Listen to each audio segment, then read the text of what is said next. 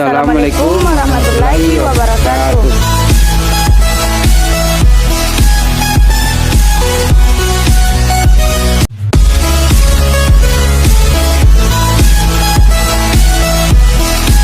Pengertian teks narasi. 1. Narasi merupakan suatu bentuk wacana yang berusaha mengisahkan suatu kejadian atau peristiwa sehingga tampak seolah-olah pembaca melihat atau mengalami sendiri peristiwa itu. 2. Dalam buku Argumentasi dan Narasi 2010 oleh Goris Kraf, teks narasi adalah suatu karangan cerita yang menyajikan serangkaian peristiwa kejadian. Teks narasi tersusun secara kronologis sesuai dengan urutan waktunya. Peristiwa tersebut bisa benar-benar terjadi, maupun hanya hayalan saja. Umumnya karangan atau teks narasi diciptakan dengan tujuan menghibur pembaca dengan pengalaman estetis melalui kisah dan cerita, baik fiksi atau non-fiksi.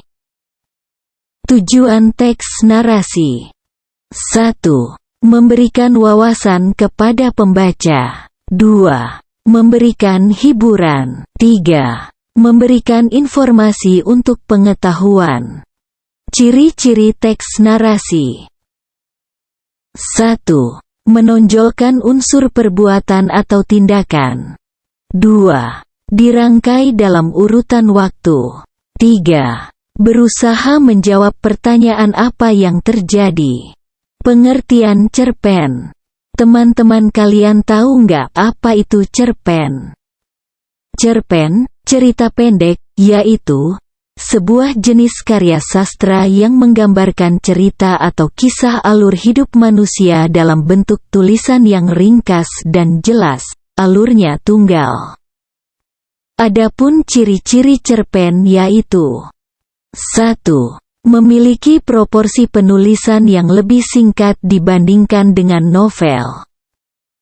2. Memiliki jumlah kata tidak lebih dari 10.000 kata, 5-10 halaman. 3. Kebanyakan mempunyai isi cerita yang menggambarkan kehidupan sehari-hari.